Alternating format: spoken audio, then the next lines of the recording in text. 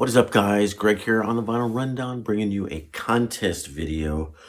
Mr. Poetry on Plastic has reached 5,000 subscribers. That's fantastic. Mike at Poetry on Plastic, really one of the top 10 channels, in my opinion, on the vinyl community. He's a professional classical musician, woodwind player, and it's great to see people here in the vinyl community that do all genres of music. He's an expert. He is the expert of classical music here on the vinyl community of YouTubers, but he knows all kinds of genres, much more modern music than classical. And he also has great stereo equipment. So he and I both like the stereo equipment. That there's junky stereo equipment, by the way. I've got my good systems elsewhere. We'll get to that later because that's one of the questions. And the first question is a complicated question because how do you define what is the first concert you went to? I'll tell you why it's complicated. By the way, the answer that the other Michael gave, noted and archived, he said the first concert he went to was Helmet. And by coincidence, that was the last concert I went to. So that was the last concert, November of 2019, before the lockdown and the pandemic. So is there some kind of a cool circle of life thing there with his first being my last and me being a lot older? I don't know. So first concert I went to, the first answer is 1971. I was probably in kindergarten, and Mom or Grandma was taking me and my brother to see Bugs Bunny on ice at the hockey rink where the St. Louis Blues play. But it's a concert because there was an opening act, and that was the pop folk group sensation, the Cowsills. And most of you are too young to have ever heard of the Cowsills, but they were this family band, mom and 4 or 5 kids, and every kid played an instrument. And they toured relentlessly in the 60s and 70s and well on after that.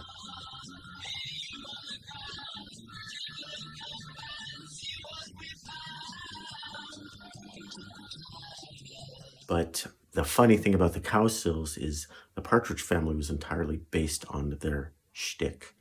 Mom with kids touring around in a bus, playing music. The Cowsills went on for way longer than the Partridge Family did. And opening up at that concert, I think it was before the Cowsills, was crazy Las Vegas comedian Charlie Callis. So does that count as my first concert when I didn't even know what the Cowsills were and I didn't know I was going to see them? I thought I was going to see Bugs Bunny. So fast forward a couple years, first real rock concert that I knew I was going to. Mom took the family to see her favorite band, which was the Eagles. I don't think I have any Eagles records, so that would have been 4th or 5th grade, early 70s. Joe Walsh was with them at the SIU Edwardsville Outdoor Amphitheater near St. Louis in Illinois. First concert I went to without my parents, 6th or 7th grade. Me and my friend Doug went to see Bob Seger. I think it was the same place where we saw the Cowsills. Parents, do you let your 6th and 7th graders go to a big concert like that unattended? I don't think they do that today. Some very nice older people sitting next to us passed us some funny looking little things. They smelled funny. That's all I remember of that concert. I don't have any Bob Seger records either. Okay, first concert that I went to that I actually wanted to go to, that was my choice. Well, wait a minute. Did I get these mixed up? Oh, I missed one. I left one out. First concert I went to that I wanted to go to, still with my mom, was when I was a kid. I was so into Eric Clapton, Layla, and all that stuff, and Cream, and this album had come out. I was totally into playing blues guitar, Stratocaster. Had to have a Stratocaster. Obsessed with Stratocasters back then. And so that was the first concert that I went to that was my choice, but it was with parents. Okay, that was a long answer to question 1, Greg. What did you listen to the most when you were 17? When I was 17, I had moved from St. Louis to Los Angeles right around then, and my neighbor got me turned on to this record, UFO, Lights Out, great live rock album. And we used to play these songs on the guitar all the time, and that was what I was into. Back then, I was really into rock, hard rock, and Van Halen, and even AC/DC. And our little band, which didn't have a singer like all of my bands when I was in high school, we did a gig. My mom got us this awesome gig playing at a outdoor flea market at the local YMCA. And we broke into the song Doctor Doctor from this album.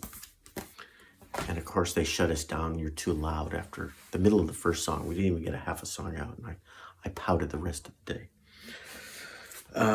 Okay. Oh, 17. There's more. There's more to age 17. So I learned those songs and played them, but I really played to these albums a lot. Let's see, which one should I start with? Totally into Jeff Beck at the time. I started getting into instrumental music. I'm listening to Clapton and Hendrix, and I'm like, I like the guitar solo. Why am I listening? This guy's singing. The singer and the lyrics was just an obstacle keeping me from getting to the guitar solo. So once I realized I was really into instrumental music, got into Jeff Beck, Blow by Blow. So I used to play along to these songs all the time. 1975. And Max Middleton plays on here. Stevie Wonder, I think, makes an uncredited cameo on this record, doing some funky clavinet probably. Jeff Beck. And at this time, I was very into the Stratocaster. And Jeff Beck made the transition from Les Paul to Stratocaster, and I was totally into this record. And that takes us to the next question. An album that was your transition from genre to genre. So again, going from hard rock to jazz. These records are jazzy, they're fusion, but they're not super jazzy. And this was the follow-up record to Blow by Blow. So this is one of my entries to the transition record question. And I think my first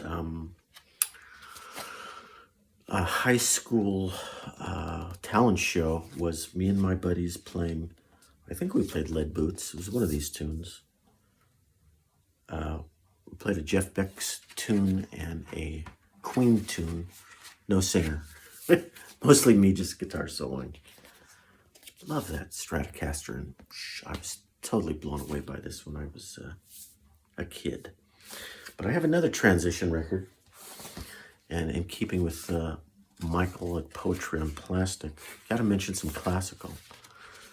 This was probably the first classical record I really got into, and that was probably at 19 or 20 years old.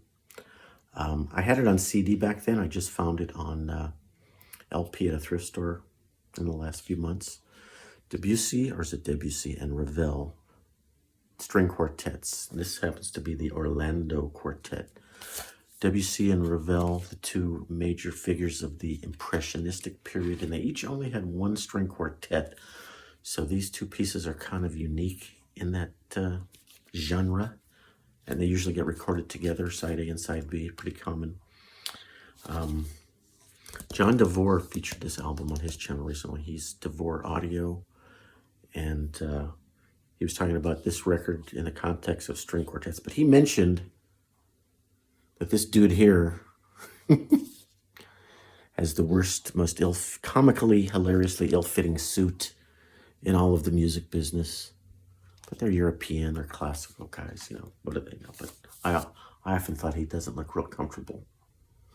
But this is very accessible music. If you're new to classical music, this would be a record that would be maybe one of the handful of ones you could start with. It's not as famous as Beethoven's Fifth, but it's very melodic. Okay, next question is, what records do you show off your sound system to?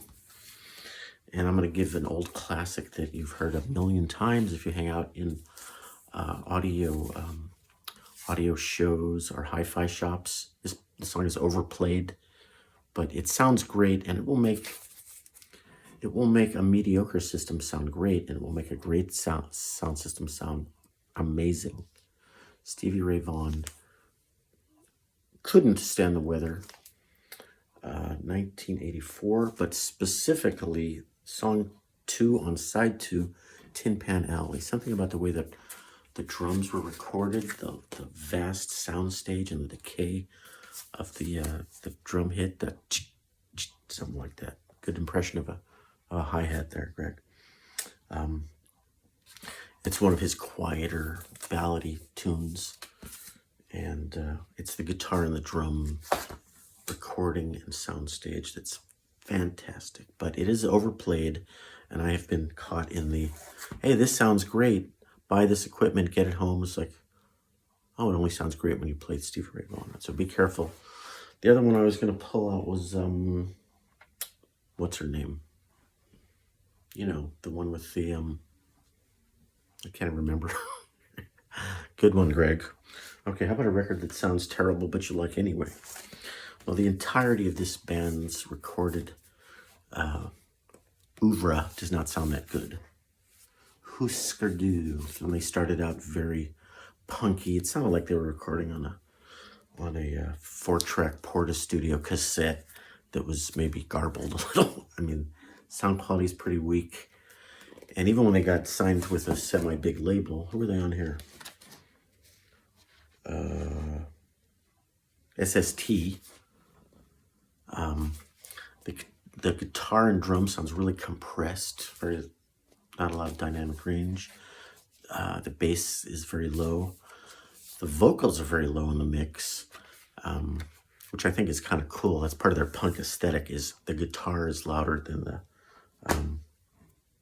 everything, especially the vocals. So I saw Bob Mould for the first time only a couple years ago at the Roxy here on the Sunset Strip. No, it was the other club, the one next to the Roxy. And his guitar is so freaking loud. And he's like in his late 50s, early 60s, still rocking and writing great tunes. Bob Mould, Husker Du, and Sugar. Okay, that's all the questions about records. Then there's a question about stereo systems. And like Michael at Poetry on Plastic, I'm a big stereo geek. He's shown some really hi-fi stuff. I have hi-fi and lo-fi. I got 2 stereos in this room. That's lo-fi Sansui Vintage hooked up to my computer. And then over here, you can't really see it, I've got my Rega P7 hooked up to my Buchart Audios. The room's too messy. I'm not going to show you. Buchart new speakers. But I'm recently thinking I should get more into tubes. I have a tube preamp on my good stereo in the other room, but everything else is solid state. My guitar amps are tube, obviously. But so I interviewed on my channel this engineer guy who builds tube amps by hand, and they're what's called single-ended triode Class A amps, and they're tiny wattage, like 8 to 12 watts, and yet people who love that sound absolutely swear by it. Now you have to get different speakers to go with that. High efficiency speakers like 92, 95, 100 dB. Most speakers today are much lower efficiency, 85, 86, something like that. So a tiny wattage amp will not work for them. So I've been looking online and thinking about, you know, they're Chinese companies are now making these single-ended triode tube amps. And Steve Guttenberg reviewed one that was like $200 or $300. And I would want a little nicer one that has more inputs and maybe a remote control. But there's this whole universe of people that are tube freaks, and they swear by tube amps. And I want to give that a try. Especially here in the bedroom, I don't need a super loud system. I've got a 125 watt amp down there. And these Buchart speakers are kind of too big, too much for a bedroom. So that's my plan. Just because I plan something doesn't mean I do it, by the way. Usually not. So anyway, Poetry on Plastic, Mr. Classical Record, woodwind player, great collection of diverse and eclectic musical taste. check out his channel. I would love to meet and collaborate with him on a video someday.